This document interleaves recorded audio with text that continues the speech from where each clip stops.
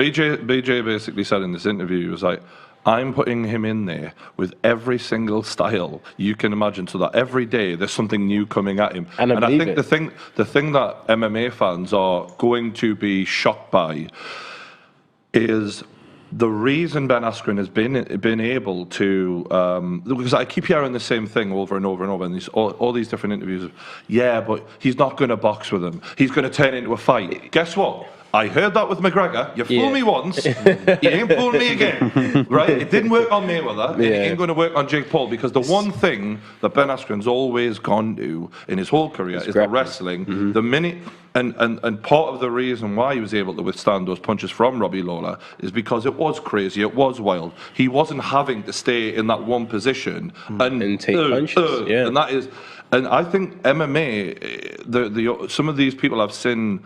And not yourself, because you're an open-minded guy, but I watched Mike Swick, and he was so... This is an old-school guy who was on the Ultimate Fighter 1. Yeah, tall guy. All respect, but he was so convinced, like, there is no chance.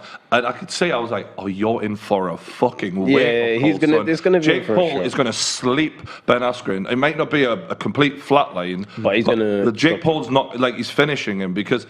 the gas tank and the pressure, if you actually look at every single fight Jake Paul has had, aside from Deji, because that was quite one-sided, despite Deji doing better than what people thought, everyone's run at him, everyone's pressured him, everyone's come after him. And if Jake Paul is cold-blooded, he's actually calm as fuck. I'm not saying he's the best boxer ever, but there's one thing he doesn't do. He doesn't choke. No, he doesn't. He's fucking reptilian, this guy. And no one's forced him to either, you know? Yeah. But the point is that he hasn't.